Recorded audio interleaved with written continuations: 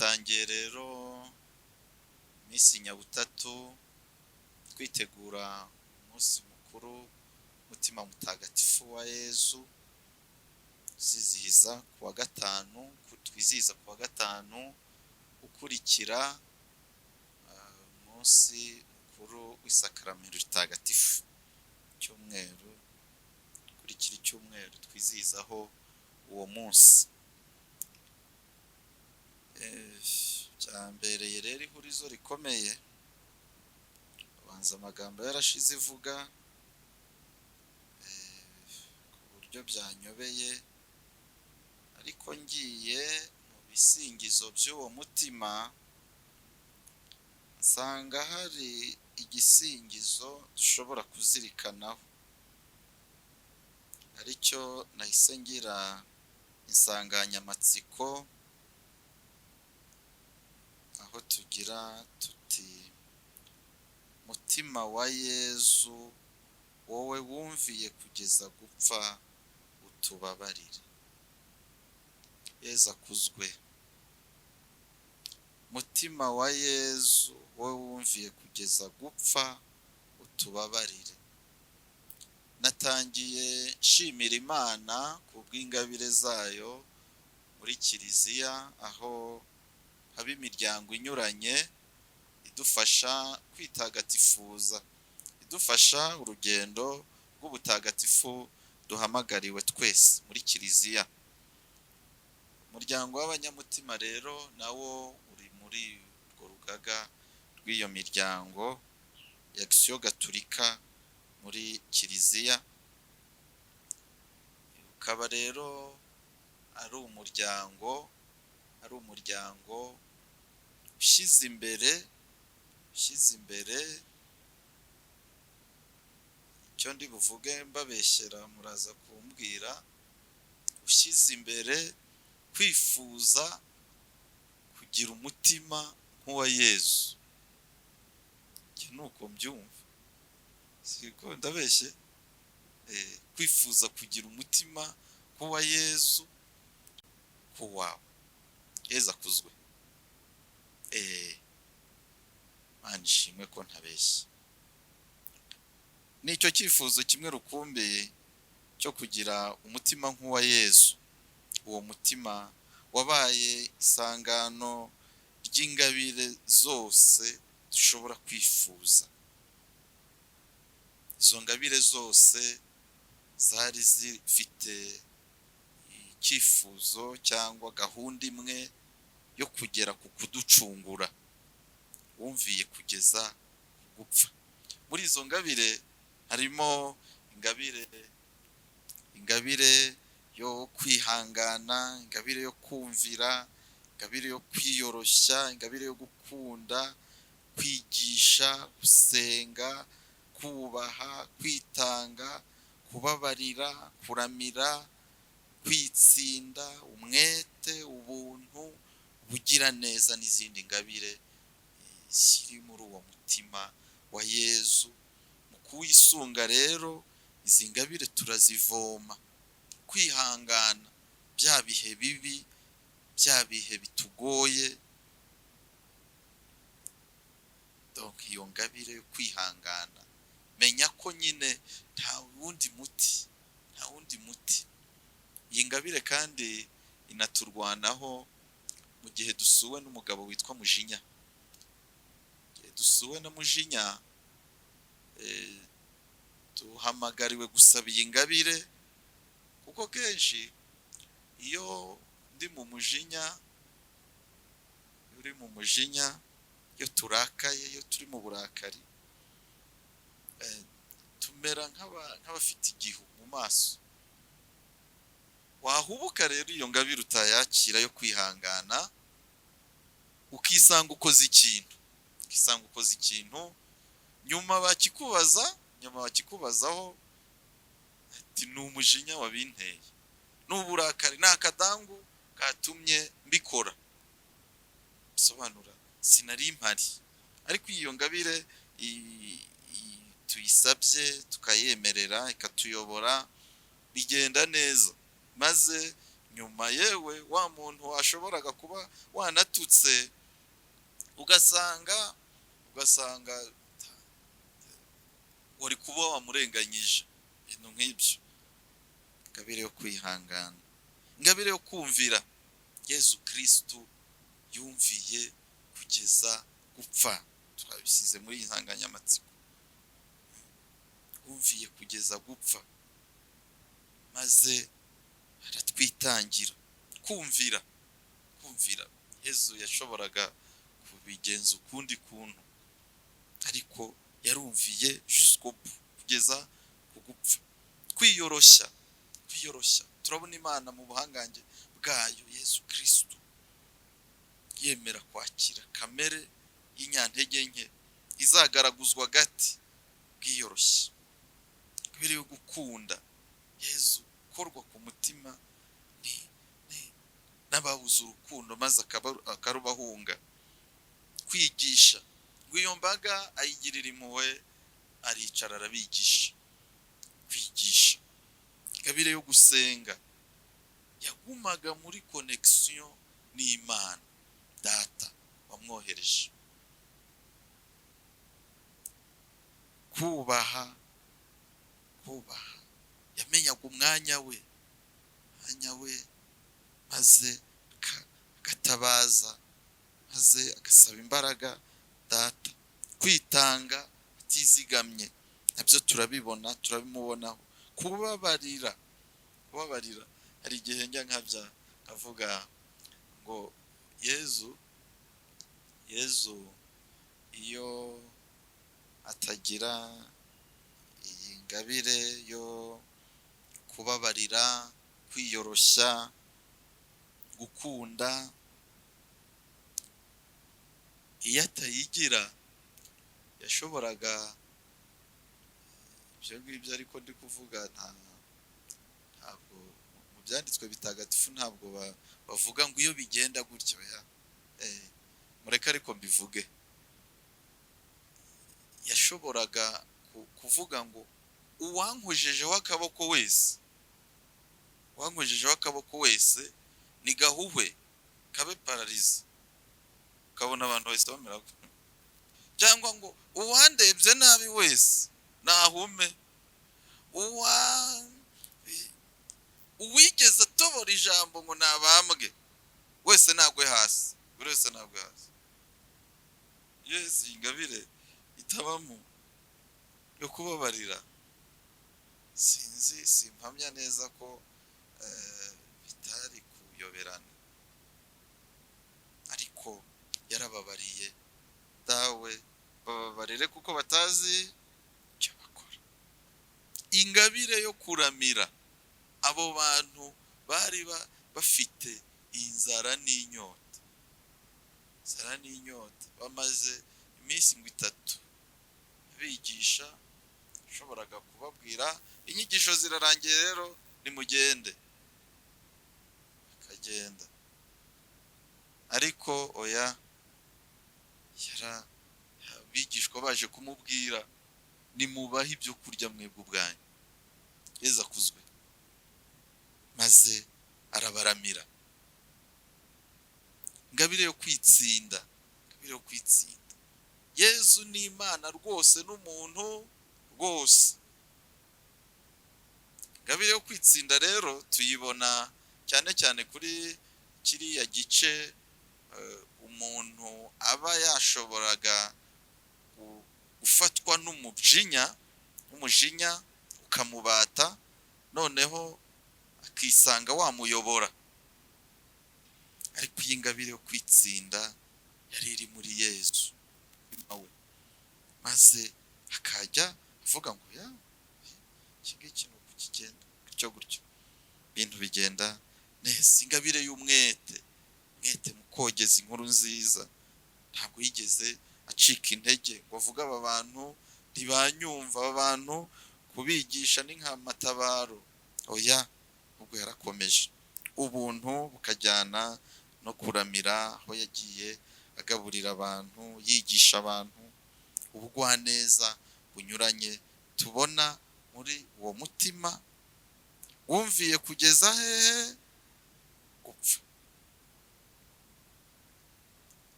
muri iri sengesho ryacu turifuza rero kwibanda kuri uyu mugenzo wo kumvira, kandi tunawusabe Nyagasani. Twakwibaza ibibazo bitatu rero, ari nabyo biri bugire ibice by'iri sengesho ryacu.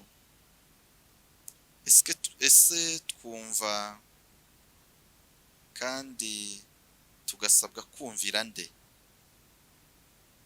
Ni ibiki bituma tutumvira? Ese twaba abumvira dute?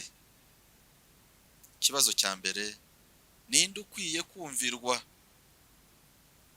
Mu muco w'Abayisiraheli hari interuro itegeka ikunda kugaruka, tega amatwi Isirayeli, shema Isirayeli, tega amatwi Isirayeli.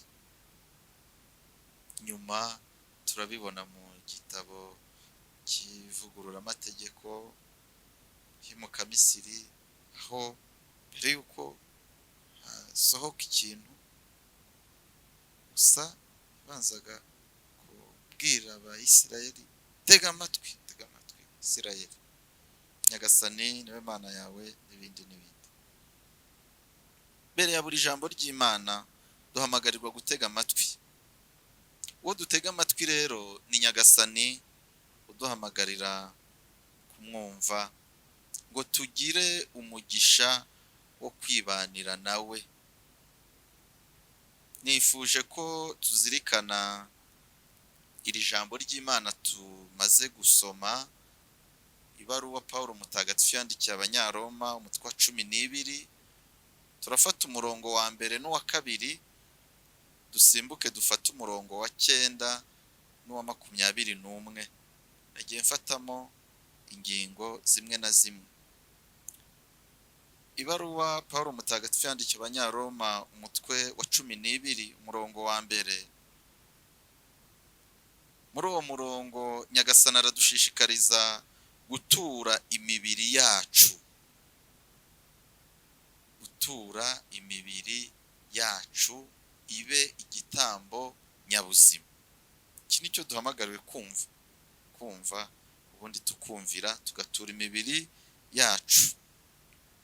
Ariko dushobora kwibaza se niba turi ab'Imana, kuki dutura imibiri yacu yo si y'Imana? Igisubizo ni uko Nyagasani mu kuturema ataturemye nk'amarobo akomanda, oya, ahubwo yaduhaye rugari. Kuva mu iremwa murabona ababyeyi bacu bisanzura ndetse bakagera n'aho batera Imana umugongo. Muri kubibona mu gitabo cy'Intangiriro umutwe wa 3, aho Adamu na Eva bahisemo kuvuga ngo koko kiriya giti kiryoheye ijisho, kiraryoshye. Ati iyo Mana yatubwiye ati reka tuyitere umugongo. Bivuga ngo mu byo Nyagasani yaduhaye n'uburenganzira burimo. Uburenganzira buzatwica cyangwa bukadukiza. Niyo mpamvu rero duhamagariwe gutura imibiri yacu w'igitambo kizima. Nyagasani rero arifuza ko tumwumva igihe dusaba kureka imibiri yacu ikagengwa nawe, kureka ugushaka kw'Imana kukaganza, bityo tukirinda icyaha, kuko ducumura dukoresheje ubwenge. Ubwenge tukanzura ko icyo kibi tugiye kugikora, tukanagikora. Eza kuzwe, muzi ko ubwenge ari bwo budufasha buriya gufata umwanzuro wo gucumura, sibyo? Iyo ubwenge budahari ntabwo icyaha buriya kibi icyaha, siko bimeze. Buriya intera z'icyaha harimo kubitekereza tukabitekerezaho, tukabigena, tukabinoza, ubundi tukabikora.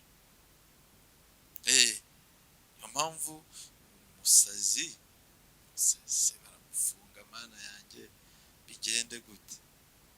Oya, ubwenge kandi twarabuhawe, nabwo twarabuhawe, turabukoresha. rero nabwo duhamagariwe kubutura ku gitambo. Ingingo z'imibiri yacu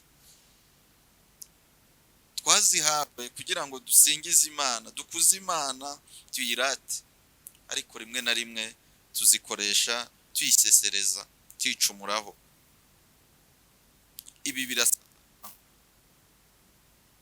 Ibi birasaba rero kumenya ubuhangange bwacu. Papa Francisco Papa Leo aherutse gusohora igitabo, sibyo? Mwarabimenye? Kirata mwene muntu utangaje, ni nayo titre yacyo. Mwene muntu utangaje, kiremwa muntu gitangaje.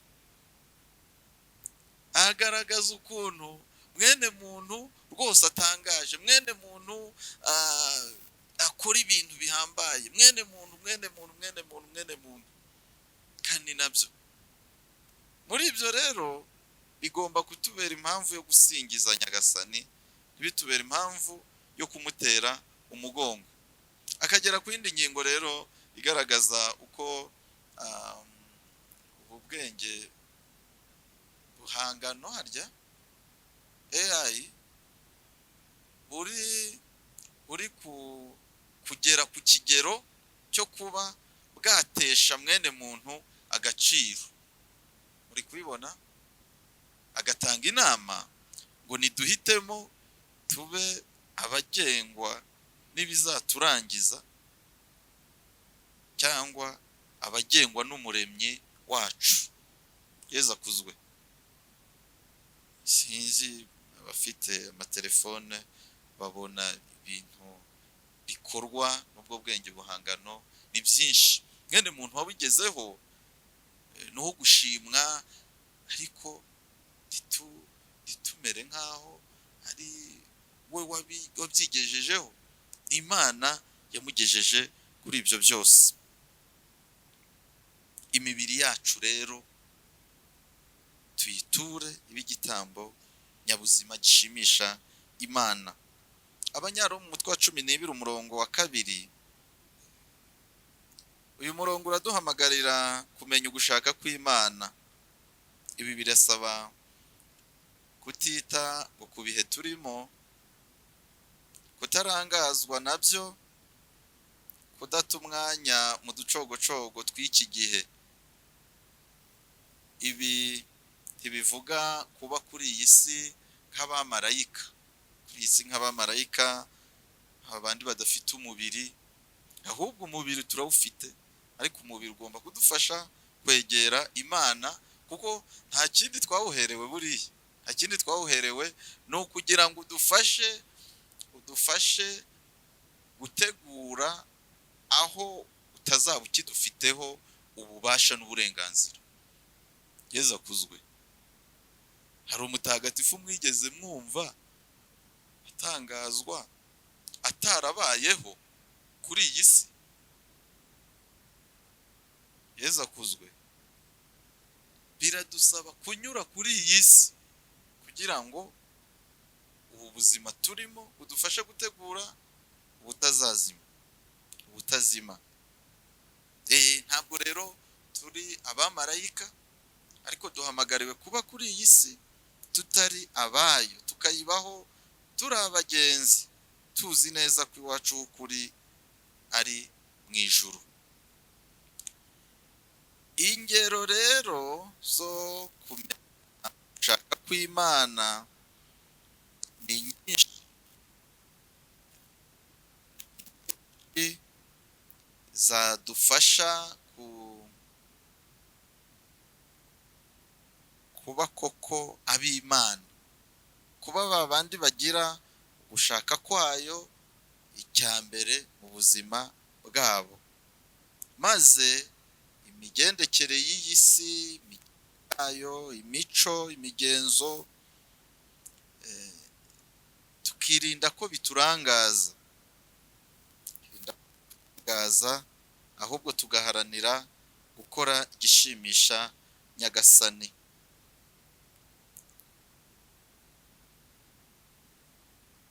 Ibaruwa yandikiwe Abanyaroma umutwe wa 12 umurongo wa 9 haraturarikira kugira urukundo rutaryarya. Urukundo rwanyu ruzire uburyarya. Uburyarya ni umugenzo cyangwa imigirire umuntu agira akabikora yabikarikiriye ku buryo ikigaragara inyuma kitaba gihura n'ikigaragara n'icyo afite mu mutima. Siko mwe mwabisobanura? Siko mwabisobanura? Mujye mugira gutya, menye ko muhari. Hari igihe usinzira utabimenye. Uburyarya, urukundo rwanyu ruzire uburyarya. Muzi ko Yesu yatugaburiyemo itegeko ry'urukundo ibice bibiri: gukunda Imana no gukunda mugenzi wanjye. Ubu ngize uwo mpa mikoro nkamubaza impamvu akunda Imana, babwije ukuri, dushobora kwishyira akagozi mu ijosi, dushobora kwikoraho tugasanga nyine tuyikunda muri systeme yitwa mpanguye. Reka njye mu misa mbona uburyo ntabaza Nyagasani mwereke bya bintu bya bibazo. Wayiyobotse ko ariyo mugenga wawe, ko ariyo mubyeyi wawe, ibyo ko bizaza nk'umugereka. Ibyo Yesu atubwira, nimuharanire ingoma y'Imana n'ubutungane bwayo, ibindi byose muzabigerekerwaho. Ndagira ngo mbaho umwitozo rero, jya mu nkebe z'umutima wawe ushake ibisobanuro nka 3 bituma ukunda Imana. Nusanga bishingiye ku bintu bizashira, ndavuga nk'ukunda Imana kubera ko yamukijije. Icyo kiraba kikiri kigufi bitewe nuko byanze bikunze nzapfa, byanze bikunze nawe uzapfa. Icyo rero kiraba kikiri kigufi cyane, kuko ubwo mbere utararwara ntiwayikundaga. Uri kubyumva neza? Uri kubishyikira? Ituro rya kiliziya nditangira iki? Yesu akuzwe. Nditangira iki? Muritangira iki? Ako wasanga ndi no kubabeshyera mutaritanga. Hari abaritanga kubera bagiye guhesha amasakaramentu, bakagwa mu cyaha bita simoni, kugura kugura amasakaramentu, kugura ibintu bitagatifu. Ababikora ni ukuri, ntimuzavuge ngo sinabivuze. Kandi imbaga nyamwinshi niko bimeze. Uzanye icyangombwa cy'umuryango remezo, waratuye ze? Nzahita ntura. Siko bimeze. Yesu akuzwe. Ariko ituro rya kiliziya umenye ko kandi ukabyakira, ukumva ko uri kugira uruhare rwo kogeza ya ngoma ya Kristo yaduhayemo umukoro, byaba binejereje, yaba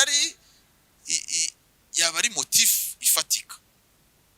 Niko nyumva neza. Naho nyine ntugira aha bavuze ngo nta wabatirisha da, ngo nta wabyara muri batisimu ngo adatuye. Wakishe na za ngabire zigenewe umuntu utura, ayo mafaranga apfuye ubusa. Nanyumvise neza? Ayo mafaranga agize gute? Donc mujye mureka kuyapfusha ubusa. Ujye ubanza uzamuke uvuge ngo Nyagasani warampaye, reka ngire uruhare mu kogeza ingoma ya Kristo. Ngiki gisobanuro cy'ituro. Naho iyo tubijyanye mu bindi bisobanuro simbizi. Ako karaka mbere, nkundira iki uriya muvandimwe? Muri kubibona neza? Nkundira iki uriya muvandimwe? Nabwo dusubire riya mu ntebe z'imitima yacu, twibaze impamvu dukundana hagati yacu. Nusanga ukiri ku rwego rwo kubona ibisobanuro nyine biri aha ngaha biri hasi, nuko urukundo rwawe ruraba rukiri igice. Gukunda mugenzi wanjye, se mukunda kuko ari ikiremwa cy'Imana? Mukunda ko Nyagasani yabinsabye ambwira ko tugomba gukundana? Mukundira iki? Yeza kuzwe. Nkundira mugenzi wanjye ko ari we ari nanjye, twese turi babe n'Imana? Ibaye itari iyo mpamvu, iyiri hejuru, twamanuka gake. Nkunda mugenzi wanjye ko yaremwe mu ishusho ry'Imana nkanjye. Ari muzi ko buriya hano nakabije.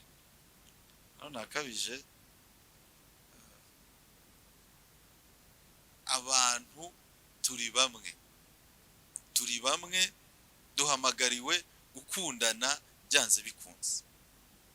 Ari umukire ari umukene, duhamagariwe gukundana. Tutabyumva gutyo, tukibaza, ese umukire ufite imodoka, afite indege, abagize gute, iyo agiye ku musarani, umbabarire nkabye, iyo agiye ku musarani hari imodoka yabugenewe yo kujyayo? Haribaho? Iyo ari umukire, iyo ari umukene agacika igisebe, hari uwo havamo esanse? Hari uwo havamo se byeri nibura ukavuga ngo kuri aba bantu runaka wamufatishije byeri waba uyibitseho? Twese tuva amaraso. Noneho tugahurira no ku ntangiriro y'ubuzima bwacu. Twaraje bavuza impundu, ariko twe turarira. Twaragiye bararira, ariko bitewe nuko twabayeho twe twigendeye mu byishimo. Impfu nuko zimeze duhuriyeho, urupfu nuko bimeze, kuvuka naho nuko bye. Tuvuka bishimye ariko nkarira. Hari utararize? Twaba turenganye kuko ntitwari duhari, sibyo? Bari bahari nibo batubwira. Ako buri wese ararira ngo buriya ngo nutarize bakora ku buryo akarira ataramyanuka jamais. Duhamagariwe rero gukundana kandi bizira uburyarya, bizira uburyarya. Kuki ngira neza, kuki nkora kiriya, kuki nkora kiriya, kuki nkora kiriya. Aho ntabwo ari ukugira ngo mutege umutego imbere, ninjyayo azabura uko amakanira. Donc bikamera ineza namugiriye nari narayipangiye hirya iriye imbere. Yezu akuzwe, urukundo rwacu ruzire ubu buryarya. Ibaruwa Pawulo mutagatifu yandikiye Abanyaroma umutwe wa 12 umurongo wa 12. Ntimugahweme gusenga kugira ngo dushobore kwakira ihumure ry'Imana mu magorwa, kugira ngo tunyurwe n'amizero dufite mu Mana, kugira ngo dukunde abatwanga, dusabire umugisha abadutoteza, kugira ngo tunyurwe nuko turi ab'Imana. Izi mpamvu ndetse n'izindi zigomba kuduhibibikanya tugasenga ubu butitsa.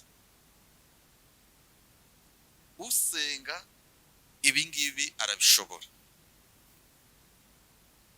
18 mubane mu mahoro n'abantu bose. Aha Nyagasani arifuza ko tuba inkunzi z'amahoro, abaharanira amahoro, abayatanga kandi bakanayahesha bagenzi babo. Bityo ukuri kuzaturanga, ubutabera butuyobore, ubumwe tubuturemo, ubuhakanyi n'ukwiheba tubiganjishe ukwemera. Ibi bizatuma inabi tuyiganjisha ineza, tunyurwe nuko abantu batuye mu mahoro. Yezu akuzwe. Arashobora kugenga umubiri we ku buryo buhagije, ahubwo ko umubiri we uba ugikomeza kwijujuta no kwivumbagatanya. Umwanzi wawe wa mbere uteye ubwoba kandi urusha abandi ubugome ni wowe ubwawe, mu gihe wifitemo amakimbirane.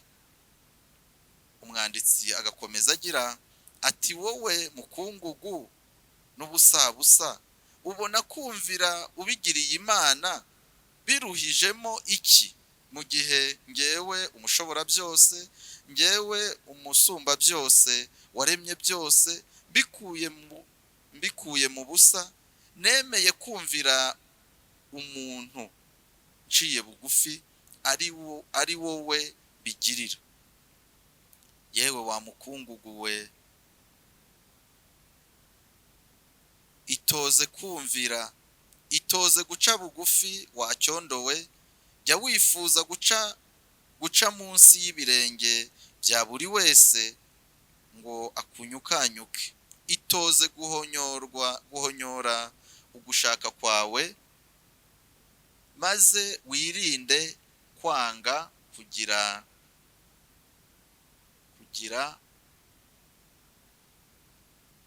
wirinde kwanga kugira iwe ubera kugira umuntu n'umwe wirinda kubera umugaragu.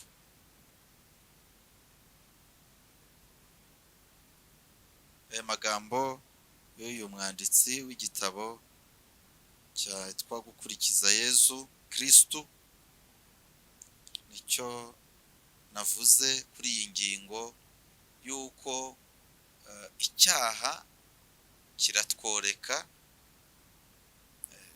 kandi nta nyungu tubifitemo. Gatatu rero, kuba abayoboke b'umutima wumviye kugeza gupfa, niko nabyise.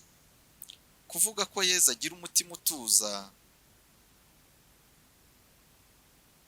kandi ukoroshya,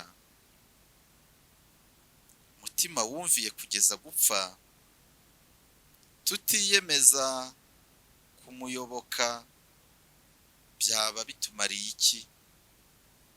ibi bisa na bya bindi Yezu atubwira ngo abazinjira mu ngoma y'ijuru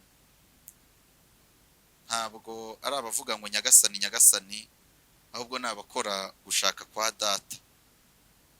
Uyu muco wo kumvira rero urarerwa. Nifuje kugaragaza intambwe 3. Intambwe ya mbere ni ukwitoza kwiyumva no kumvira umutimanama wanjye. Intambwe ya kabiri ni ukwitoza kumva no kumvira ijambo ry'Imana, ntitunyurwe no kuryumva gusa nk'uko mutagatifu Yakobo abitubwira. Intambwe ya gatatu ni ukumvira abavandimwe, kuko muri bo ni Imana tuba twumvira igihe cyose ibyo batubwira bijyana kuri yo, bijyana mu gushaka kwayo. Izi ntambwe 3 rero tuzazigeraho mu buryo bumeze bute? Twisuzuma kenshi, kwisuzuma kenshi. Yezu akuzwe. Akanda kagarukaho cyane ko kwisuzuma kenshi. Ibihe turimo bisigaye bitwumvisha ko duhamagariwe kwigirira ubwoba, bigatuma na kace gato kabonetse gerageza kugatuzamo ikintu cyazana urusaku. Yezu akuzwe. Niho uzaba uri kumwe n'abavandimwe, mwabona mwakumva kanya gato mugaceceka. Ko mucecetse, ko ni mu isoko kanyuramo, siko tujya tuvuga. Kubera ko nyine iyo silence cyangwa uwo mutuzo uhita untera ubwoba, kubera ko ugomba uhita unjyana iwanjye. Nabyumvise neza. Noneho rero ubu amayekuteri ndabona ntawe yayisizemo. Amayekuteri yarabikemuye, sibyo? Yarabikemuye taho kugira ngo nkomeze numva uyu muntu, reka nshyire kuteri mu matwi, nubwo utaba wazifunguye ntabwo mba mbizi, sibyo bajene mwe? Nubwo utaba wazifunguye ntabwo mba mbizi, reka nzishyire mu matwi, urusaku yewe rube na rwinshi, ku buryo n'uri bunsuhuze mu nzira araba bibona ko ndi mu isi yanjye, n'uri bushake kunsaba ubufasha arabona ko ntamwitayeho, n'uri bugerageze kungira inama mu byo ndimo ntabwo arata igihe. Yezu akuzwe. Mumbabarira abafite kutera, ariko nzibasira cyane, kuko buri uretse kwica amatwi yacu pe, ariko kuba nzifite ndi mu bandi bigaragara nabi, nubwo nyine hari igihe tubyita ubusirimu, ariko ntabwo ari bwo nyine ngo sinzi uko mwe mubyumva, ariko nari nibereye ku mugenzo wo kwisuzuma kenshi.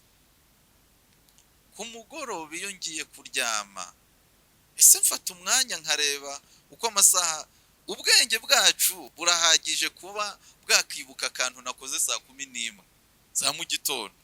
Ubwenge bwanjye burahagije kuba nabona akantu nakoze saa 3.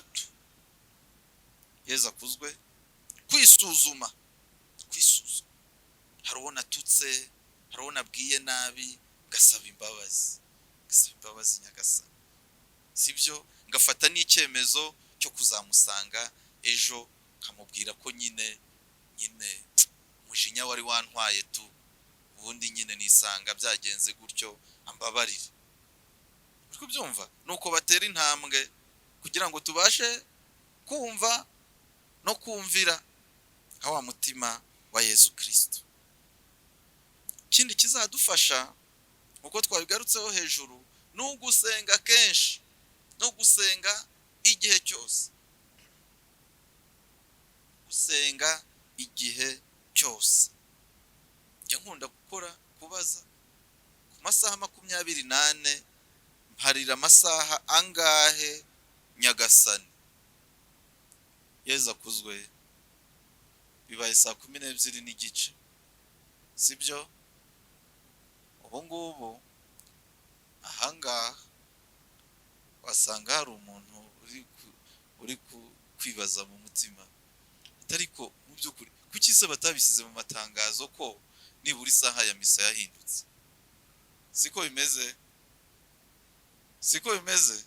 Nabahari kuki batabisize mu matangazo ko isaha ya misa yahindutse? Zitararara ngo bazitubwira hakiri kare. Yezu akuzwe. Ku masaha 24 mfatamo iminota ingahe mparira Nyagasani? Icyo ni ikizamini cyoroshye kandi ugomba gukora wewe wenyine, ntabwo bisaba undi muntu, sibyo?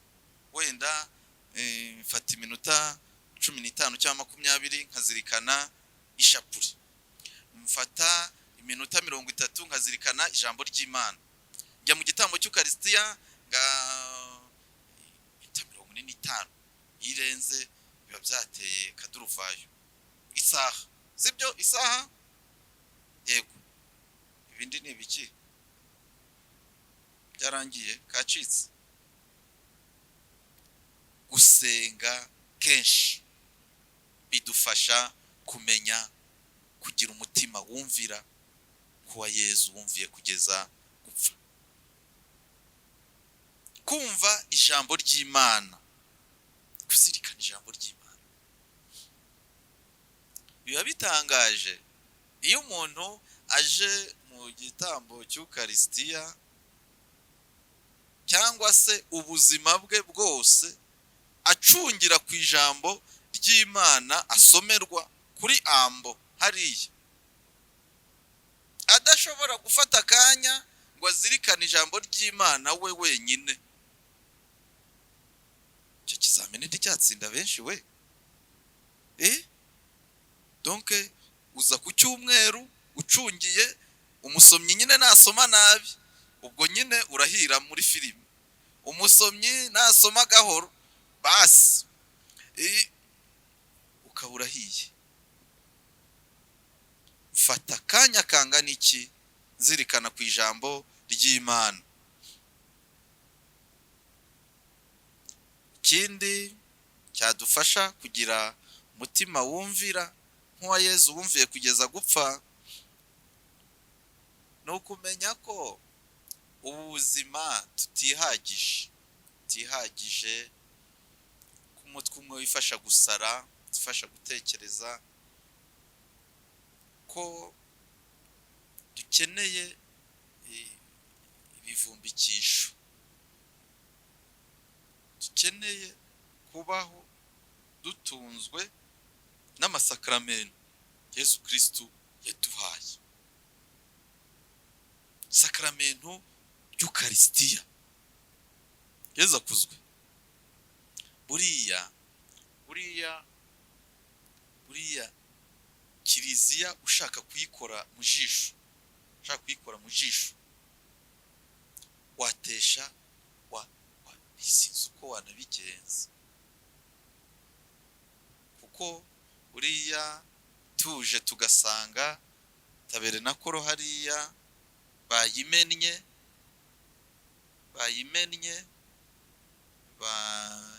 banyanyagiza umubiri wa Kristo hasi. Iyi Kiliziya ntabwo twazongera kuyisengeramo, ntabwo twakongera kuyisengeramo itarakorerwa icyo bita, niba umuntu yabyita kugangahura cyangwa gusubiza icyubahiro Yezu wagiteshejwe. Ntabwo twabifata nk'ibisanzwe. Ariko nyine banza ari ibisanzwe rimwe na rimwe kuri mwebwe uraza guhabwa Yezu umeze nk'uri kugabana impungure. Uyasha umubiri wa Kristo kuvuga amina bikakunanira, ibyo bisubiramo kenshi, ariko nyine haracyarimo akabazo. Ukaza guhabwa Yezu wanungunitse, kunungunika murabizi, warakaye. Oya we ntibikabe, kuko ni Yesu wanjye, ni umutabazi, ni umugenga. Musanga nyine burya umubyeyi ayambira umwana, ayambira umubyeyi, ariko nyine amasakaramentu ubanza nyine aba nyine turayahabwa. Hari ikindi ze, hari n'ububaza njye narabatijwe nanahawe, ati njye naranakomejwe, ifishe yanjye iri kwa Alexandre. Epi bimaze ikize amasakaramentu nyine uhabwa gutunze. Ese hari agashashi se amurikiraho abandi? Ejo Yezu mu ivanjiri yadusabaga kuba umunyu w'isi n'urumuri rw'isi. Hari icyo amasakaramentu adufasha? Niba utajya kuva ku izima, buriya kumvira bigendana no kuva ku izima. Hari abantu batava ku izima. Niba yavuze ngo iki ngiki ni uku kimeze, ni uku twakigennye, akaba ari uko nguko. Oya, Yezu akuzwe. Ikindi rero nagira nk'icya nyuma cyadufasha kugira umutima wumvira nk'uwa Yezu wumviye kugeza gupfa, ni ukugira abajyanama ba roho.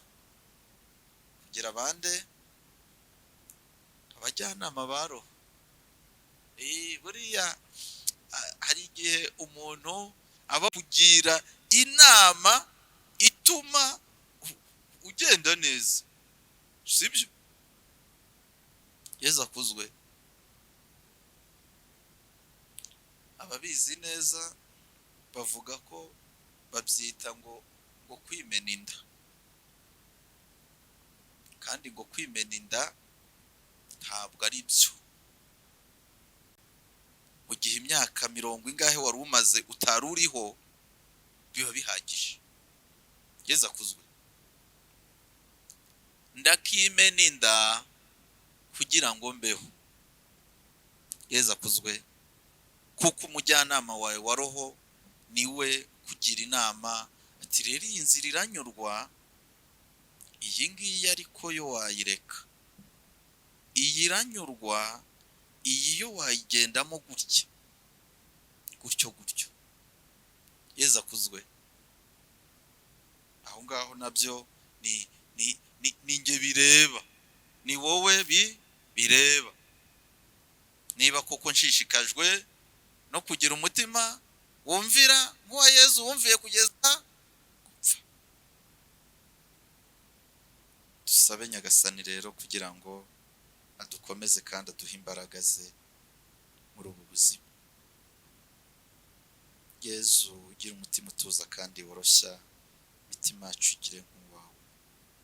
Ubaho Imana Data na Mwana ari umutagatifu, uko bisanzwe iteka, yubahe n'ubu n'iteka ryose. Ku izina ry'Imana Data na Mwana ari umutagatifu. Bavandimwe, Kristo Yezu akuzwe. Amasomo matagatifu yo kuri uyu munsi, isomo rya mbere ndetse n'ivanjiri, arimo ibigereranyo. Hari umuhanuzi Eliya wari usigaye uhoraho, hakaba abahanuzi 450 ba Beyali, ikigirwamana, bari bahari nabo. Mu nyito ya Yezu, Eliya turamwita umuntu ukomeye mu ngoma y'ijuru. Abahanuzi ba Beyali turagenekereza tubite biseswa mu ngoma y'ijuru, kuko bari barahigitse Imana nyamana uhoraho, maze begukira Behali. Yesu akuzwe. Biradusaba rero kugira kan tujyamo, kugira igice tujyamo, ni icya Eliya cyangwa ni icya bariya bahanuzi, ni icy'umuntu ukomeye mu ngoma y'ijuru cyangwa ni icy'ibiseswa mu ngoma y'ijuru. Nyagasani uduha kuzirikanira ijambo arifuza ko duhitamo kuba abantu bakomeye, babandi bamuhitamo, babandi baririmba hamwe n'umuririmbyi wa Zaburi ya 16 ko Nyagasani ari we mugenga w'ubuzima bwacu, niwe buhungiro bwacu. Nyagasani niwe wo kwiringirwa, niwe mutegetsi wacu. Ndifuza ko nimubona akanya iri somo murisubiremo. Igitabo cya mbere cy'Abami umutwe wa 18 murongo wa 20 kugera kwa 39. Biraryoshye, hari ukuntu amera nk'ugaraguza agati bariya bahanuzi. Mana yanyu yabisinziriye, yaba yatembereye, yaba yagiye, yaba yiherereye, yabiri mu tundi tuntu. Mana yacu siyo, Mana yacu yitwa uhoraho, Imana yacu yitwa umugenga w'ibihe. Dusaba Imana kugira ngo twemere Imana. Yesu akuzwe. Twemere Imana kuko niyo turi mu ntambara, kutayemera sibyo bituma tuzivamo. Timwabibera abahamya, sibyo? Iyo zumbirijwe kutemera Imana, kutayizera, ntabwo ari byo bituma bitangira amahirwe nari nkeneye. Umuti rero umwe rukumbi kandi wizewe nuko tugomba gukomera ku Mana igihe n'imburagihe, twaba twishimye, twaba tubabaye, haba ari mu gihe cy'amapfa, haba ari mu gihe nta adahari, haba ari mu gihe cy'imvura, haba ari mu zuba, tukaba babene Imana. Yesu akuzwe. Kuko Nyagasani anezereza umutima, nicyo gituma umutima wanjye unezerewe. Uzamenyesha inzira y'ubugingo, hafi yawe niho haba umunezero usendereye, iburyo bwawe hakaba umudabagiro udashira. Umudabagiro se si ibyishimo, umunezero se si ibyishimo, ni iki kindi duharanira? Si amahoro. Yesu akuzwe. Ibingibi rero umuririmbyi wa Zaburi aduhamirije, bidushyire mu ibakwe, dushyiremo icyifuzo cyo gukomera ku Mana. Twumve ko itegeko rye ntabwo ari rya rindi rirusha amabuye kuremera. Itegeko rye ni ritubeshaho. Itegeko rye ntabwo ari ridutsikamira, ahubwo ni ritubeshaho. Yaba uyu munsi twari turetse Imana igatura ubuzima bwacu, yaba uyu munsi twari turetse Imana ikatubera Imana, natwe tugahamya nk'aba bari bakikije Eliya, natwe tugahamya tuti uhoraho niwe Mana, uhoraho niwe Mana. Mu bwicishe bugufi tuzaronka imigisha, mu bwiyoroshye, mu kumwemera, mu kumwisunga, nta kabuza tuzavanwa ku munigo iminsi yazaba yaradushyizeho. Nk'uko mu kuyigomekaho ntacyo twunguka, mureke tuyiringire, nta shiti tuzaronka umukiro, kuko niyo mukiza wacu, niyo yo kwiringirwa. Dusabe muri iki gitambo cy'Ukarisitiya kugira ngo tube abantu bakomeye, ba bandi baharanira gushyira mu bikorwa itegeko ry'Imana uko ryaba rimeze kose, kuko niryo ritubeshaho, niryo riduha ubuzima kandi niryo ridukomeza, maze tuzanyurwe no kwibanira na Nyagasani we mubyeyi wacu. Uhoraho unyigishe inzira yo gushaka kwawe, kugira ngo njye nyikurikiza mbikuye ku mutima, maze amahirwe yanjye yose numve ko ari muri wowe, umunezero wanjye wose numve ko uri muri wowe, maze ubu buzima turimo mparanire kukunogera, mparanire kumva amatangazo yawe no kuyakurikiza, wowe ubaho ugategeka iteka ryose. Amen.